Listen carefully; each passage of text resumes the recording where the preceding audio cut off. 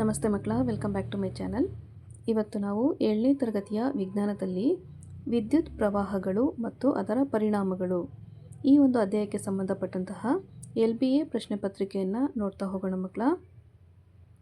First heading ನೋಡಿ. ಕೊಟ್ಟಿರುವ 4 ಉತ್ತರಗಳಲ್ಲಿ ಸರಿಯಾದ ಉತ್ತರ ಆರಿಸಿ ಬರೆಯಿರಿ. ಇಲ್ಲಿ 5 ಪ್ರಶ್ನೆ 1 ಅಂಕದಂತೆ ಇರುತ್ತೆ. ಪ್ರಶ್ನೆ 1ರಲ್ಲಿ ಈ ಕೆಳಗಿನ ವಸ್ತುಗಳಲ್ಲಿ ಯಾವುದು ವಿದ್ಯುತ್ನ ಉತ್ತಮ ವಾಹಕ? ಆಯ್ಕೆಗಳು: ಮರ, ಪ್ಲಾಸ್ಟಿಕ್, ತಾಮ್ರ ಹಾಗೂ ರಬ್ಬರ್. ಎರಡನೇದಾಗಿ, ವಿದ್ಯುತ್ ಶಕ್ತಿಯನ್ನು ಸಂಗ್ರಹಿಸುವ ಸಾಧನ ಯಾವುದು? ಆಯ್ಕೆಗಳು: ತಂತಿ, ಬ್ಯಾಟರಿ, ಸ್ವಿಚ್ ಹಾಗೂ ಪ್ಲಗ್. ಮೂರನೇದಾಗಿ, ಮುಚ್ಚಿದ ಮಂಡಲವು ಯಾವುದಕ್ಕೆ ಅವಕಾಶ ನೀಡುತ್ತದೆ? ಆಯ್ಕೆಗಳು: ಗಾಳಿಯ ಹರಿಯಲು, ನೀರು ಹರಿಯಲು, ವಿದ್ಯುತ್ ಪ್ರವಾಹ ಹರಿಯಲು ಹಾಗೂ ಶಾಖ ತಪ್ಪಿಸಲು. ನಾಲ್ಕನೇದಾಗಿ, ಬೆಳಗಿನ ವಸ್ತುಗಳಲ್ಲಿ ಯಾವುದು ಅವಾಹಕ? ಆಯ್ಕೆಗಳು: ಕಬ್ಬಿಣದ ಮೊಳೆ, ಸ್ಟೀಲ್ ಚಮಚ, ರಬ್ಬರ್ ಕವಚ ಹಾಗೂ ಅಲ್ಯೂಮಿನಿಯಂ ತಂತಿ.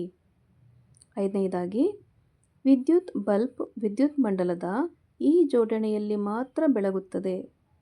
ಆಯ್ಕೆಗಳು: ಮುರಿದಾಗ, ಅಪೂರ್ಣವಾದಾಗ, ತೆರೆದಾಗ ಹಾಗೂ ಮುಚ್ಚಿದಾಗ.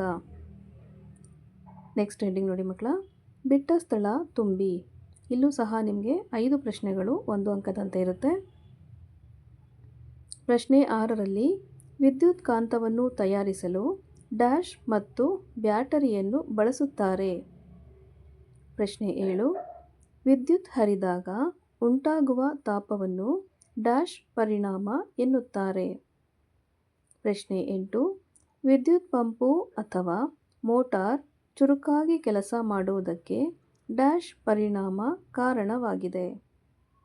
ಪ್ರಶ್ನೆ 9, ಹೆಚ್ಚು ಪ್ರವಾಹ ಹರಿದರೆ ಫ್ಯೂಸ್ ತಂತು ಡ್ಯಾಶ್ ಆಗುತ್ತದೆ. 10ನೇದಾಗಿ, ನೈಕ್ರೋಮ್ ಒಂದು ಉತ್ತಮ ಡ್ಯಾಶ್ ಆಗಿದೆ. ನೆಕ್ಸ್ಟ್ ಹೆಡ್ಡಿಂಗ್ ನೋಡಿ ಮಕ್ಕಳ. ಕೆಳಗಿನ ಪ್ರಶ್ನೆಗಳಿಗೆ ಉತ್ತರಿಸಿ. ಇಲ್ಲಿ 3 ಪ್ರಶ್ನೆ 1 ಅಂಕದಂತೆ ಇರುತ್ತೆ. ಪ್ರಶ್ನೆ 11ರಲ್ಲಿ ವಿದ್ಯುತ್ ಕಾಂತದ ಒಂದು ಉಪಯೋಗವನ್ನು ಬರೆಯಿರಿ. ಪ್ರಶ್ನೆ 12, ವಿದ್ಯುತ್ನ ಉಷ್ಣ ಪರಿಣಾಮವನ್ನು ಬಳಸುವ ಉಪಕರಣ ಯಾವುದು?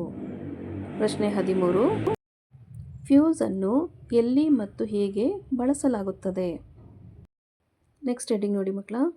ಕೆಳಗಿನ ಪ್ರಶ್ನೆಗಳಿಗೆ 2 ಅಥವಾ 3 ವಾಕ್ಯಗಳಲ್ಲಿ ಉತ್ತರಿಸಿ.